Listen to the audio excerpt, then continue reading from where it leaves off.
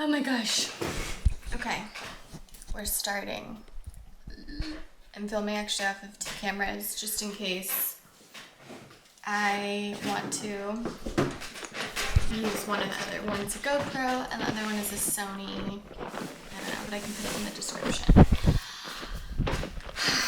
I need a space to dialogue. I need a space to reflect. And this is definitely a sanctuary, a digital sanctuary where I've been able to find that. I don't know which camera to look at. Maybe this was a bad idea. Maybe I'll look in this one, but if I'm not looking, you'll know why. But because of my mental chatter and the way I process information and just my overall way of being, this has been super personal but also helpful. It's a double-edged sword because when I need a sanctuary to dialogue and to process information, especially if it's public facing or if it's in a digital format like this, when I don't feel 100% about myself, of course I want to retreat.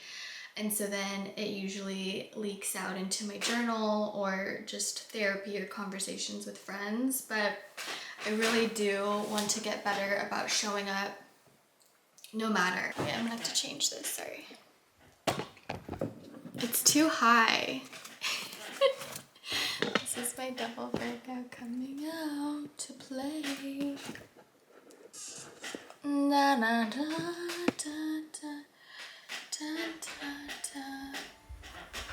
Okay, hopefully this works. During this transition phase, this insane transition phase, whatever language you want to put to it, has been massive. It's been probably the biggest shift I've ever been able to take. And I say take because I do think that being able to start over, level up frequency, or understand certain knowings, I think it is a time and a place. I do think that there are fragmented shifts all the time, constantly. We are constantly fragmented beings in general. But beyond fragmentation, if it's like full integration of awareness or consciousness, I do believe environment, isolation, being in a safe space to reawaken your subconscious in that way, or visit it, or have it even come up. Like all of those factors you have to take into consideration. Being in a familial home, hard to do.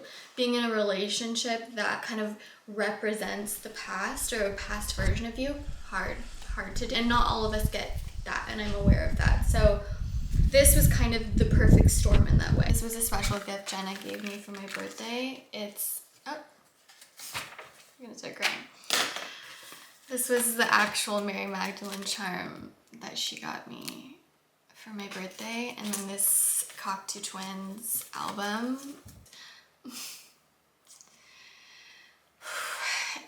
Rilke and Heart is on here, Golden Vein, Pink One Dread, and Half Gifts. Archetypes that find you, be aware of them. The archetypes that you're meant to help through times of growth will find you. And if it's Mary M, God bless your soul, she's beautiful. Mary M represents the ultimate innate wisdom and power and vessel that is of a woman. Intimacy, intuition, acquiring knowledge, following her heart, utilizing that power and knowing it, creating life, being shamed for it. You know, it's just, it's all of these things that to me is the archetype of a woman.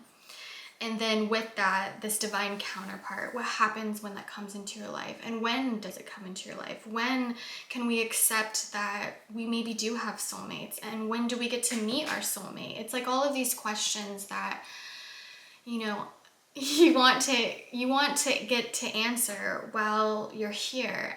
But what happens if we don't get to answer those questions? Are we reincarnated, and do we get to try again, or do we get to continue down this path of wisdom? maybe that's it, you know, maybe that's why there's old souls, new souls. Maybe we get to keep coming back to earth until we meet our soulmate. Maybe that is divinity, you know, like there's just so many questions around that. And maybe I'm just a romantic and maybe none of this is true, you know, but I don't think truth matters here. I think it's what found me in this moment of isolation and growth, and these words, what she represented just hit my heart. It truly did, in a way that I've never experienced an archetype or literature to come into my life. And so for that, it's significant, and for that, it's meaningful. It's meant the world to have comfort in these ways while I'm going through a darker time in my life. The next kind of thing that has helped me a lot, and that is a huge kind of cleansing of energy, is, Lord help us all, productivity. I look at it as input output. So what I input into my body, how I am, the mental chatter, how that goes from the internal world that is me, and how do I output into a creative sense, or just overall being. I've had to kind of restructure that framework. What used to work in the past, how I was producing, how I was being, how I was showing up in all walks of life, it wasn't working anymore. I was reaching extreme exhaustion. I reached extreme burnout from Los Angeles, even burnout from debt and finances. It was all a reflection of burnout. There's no other way to say it, but just complete exhaustion. So sitting with the exhaustion, there is definitely some shame involved, but I also knew that I needed to like reprogram essentially for the future so that I'm able to output in a way that's healthy, that won't require burnout. So burning that to the ground and wiping it clean. It is as visceral as it sounds, but necessary to look at it from maybe more of an objective standpoint, is that point blank, you, me, everyone has gifts to share. We have ideas and our inner world to share. And there's ways to best do that honor that practice in you. Why do we eat a combination of foods that'll help us live longer, help us breathe, and help us last longer? It's the same with mental chatter and clarity and all of that. It's as simple as you have gifts, you need to share them. So what are the steps in between that'll help relieve that and help set you up in a way where you can just be and thrive off of that? You know, I really do believe that everyone is here for a reason. To break it down and how I reprogrammed everything, I kind of put it into stages.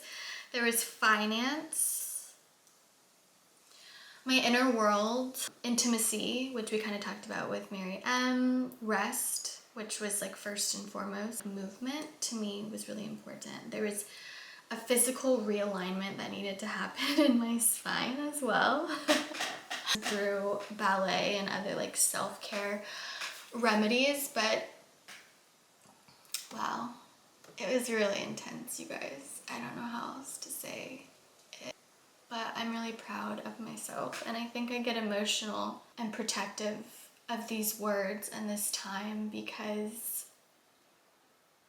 they're mine, and it really was intense. It took the life out of me in order to get to this place of reflection. And so I just have immense gratitude for this time. And don't forget to hug yourself like I'm hugging myself. Because it was a lot. So all of the things I listed, finance, inner world, intimacy, rest, movement, and realignment, were all up for reevaluation in that way. And I used certain mediums in order to help redirect or realign finances, that was simply the medium that I took, was ripping up the floorboards. It was painful for me. I don't necessarily like finances. Money has come and gone. Never really valued it because I know it is a tool and I know it was created by humans and I know humans are faulty, so I know it's a faulty system. And I also know it has been used to oppress. So I didn't really have that much respect for money, right? So you probably are like, okay, if she doesn't have that much respect for money, she's probably not getting that much money. I was getting enough money just to like get by, essentially. That's how I felt about money. You know, I was like, it was not a good outlook. So I was in a lot of debt, especially from college. It was the first time at age 17 that I acquired that much debt. It was probably over $50,000. It included living in San Francisco, books, all of it. And I have $5,000 left, and it's been over 10 years since I've been in college. Think of the energetic boulder weighing me down. It was time to rip up the floorboards and kind of burn everything. In doing that, shame is probably the biggest. Why can't I take care of myself? Am I a child? Like, why can't I just shut up and do it? Why can't I just shut up and get a job that pays enough? Why do I have debt? Like, just so aggressive in the way that I was thinking about money and myself, and there was no light to be found. So that probably took the longest. It simply was facing it. I had weekly expense check-ins where even if nothing like actionable was needed, I still looked at all of the areas, which is painful. My credit score, my debt, my loans, calling, negotiating, like fighting for my life in the world of finances, kind of being that protector that I needed. Still working on it. Still working on it. For my inner world, there's many times, I think it was the progression of like fetal position, how I picture it is like, it began as like a fetal position, maybe like a limp human figure that slowly but like loosened her grip and like came out of the position, like stretched and was like, oh, okay. Swirl around me in white light, but it was very much a tight ball before. Somatic therapy, books. Wouldn't be where I am without the books. Any book with like a channeled message involved, which I'm gonna segue into that real quick. Why I find that so fascinating is because if you essentially are channeling a message, right? You have to match the frequency of the person that you're trying to channel. So Bob from down the street, who, you know, no longer RIP, you know, you can match with his frequency because it's probably like maybe an easier frequency to match to, whatever, you can come. But the people who match with, let's just say, Mary Magdalene or an archetype or a Tibetan, you know, monk from, and they give you these downloads, that means you're almost like a selfless vessel to be able to take on a message like that. To me, that is profound. Whether you believe it or not, doesn't matter. Profound. So channeled messages like that in the greatest capacity was invigorating for me. Walt Whitman. Worm books, Charles Darwin. They're the books that kept me comfortable and comfy and taken care of. So for the worm, because Worm Girl was a beautiful era that is still continuing, is the biology of earthworms. As you can see, I marked it up and I used a lot of this for the site. The Moldavite book. I was working with a Moldavite when I first got here. I was sleeping with it every night under my pillow. And I became a little underworld gremlin. I ended up throwing it in the ocean. I think that giving an element back to Earth is the best way to get rid of something, or like a crystal if you don't want it. I have most of my placements in the 12th house and I can really go into that world. So just an overall beautiful understanding of what a Moldavite is. So it was books. These were just some of them. I'll leave again the rest in the description, but it really did help me more than, you know, acquiring knowledge that is meant for you. let it come, let it flow. With that, music was also an amazing thing. And then somatic therapy, I don't know if I mentioned that, and meditation. Visually going to the subconscious and pulling it up through meditation was how I was able to revisit a lot of these darker parts that needed to come up. A way to gain access. Friends. The community here is beautiful, and they hold you and they let you be as you are and show up. And it's really special. For intimacy, the medium that I chose was complete removal and isolation. I've told many people, so it doesn't even matter, but I've been celibate for probably over a year now. I haven't dated probably in over like a year and a half, maybe 2 at this point. Didn't date, texted occasionally. There was one blip of a fraction of maybe something that, you know, but it was so far removed in the sense of it was just over text or technology. That was it. I went cold turkey, and to me that was the medium that I needed. I really needed to understand my needs, what that even was, without anyone around telling me anything about myself. I just needed it. I had to. Not saying that that's, you know, for everyone, but that's what I needed to do. Rest. Taking as much rest as needed in the beginning, and then knowing when to shift out of it. The way that I learned this was in moments where emotion was welling up, when I felt triggered, bothered, when my nervous system was kind of like lingering in my chest. I would stop everything in the moment. If I was driving, I'd stop, I'd pull over. Was seeking out maybe advice from my mom or my friend or the person I had cared for. Dropped everything and said, okay, what do you need?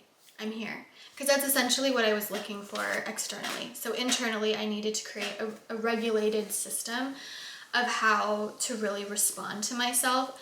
And what I wanted in that moment was for someone to drop everything and be there for me. That to me was healing. That to me was 100% what I needed.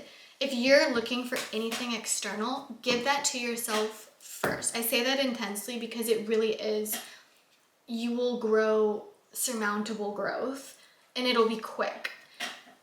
Your body is telling you what you need, give it to yourself and do it in a way where it's important, meaning you do drop everything. Like, you are that important for someone to drop everything and be there for you. So do that for yourself first. All of the energy that I was suppressing just flew out of me, you know? And so again, because of all of that processing, you can imagine how visceral but quick a lot of the progression was. With movement,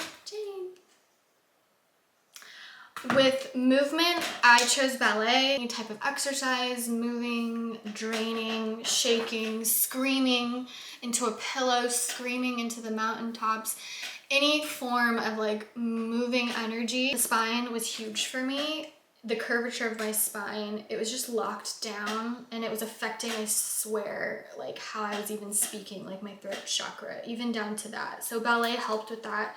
I did a lot of like lymphatic drainage. So after I would like open it up and rub, I would like sit back and breathe into this specific area that was tight. So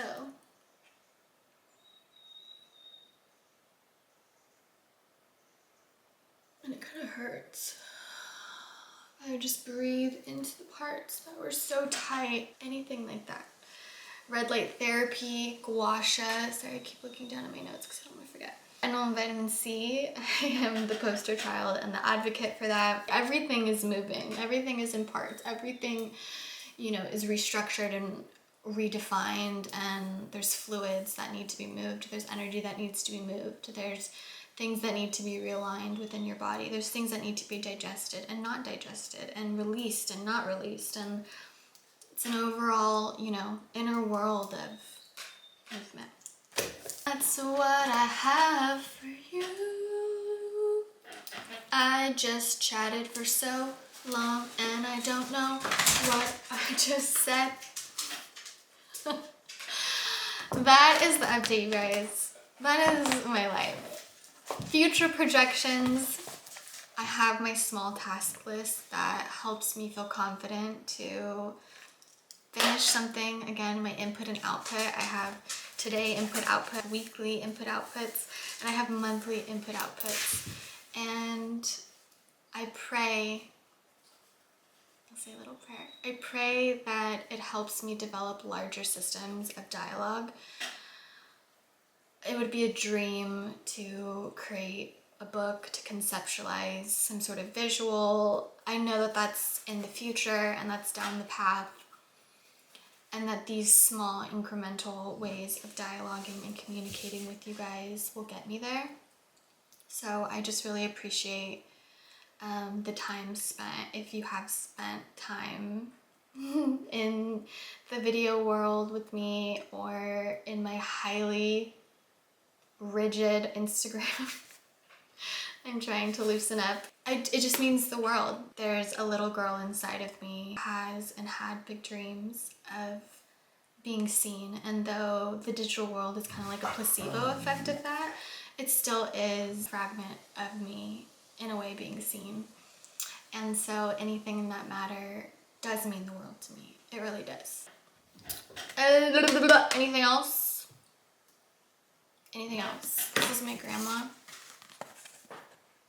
Please say a prayer for her. I love her so much. I'm going back home. She's having a hard time. She's beautiful and she's gonna be okay, but she needs some time. Say a prayer. Put a white light around her.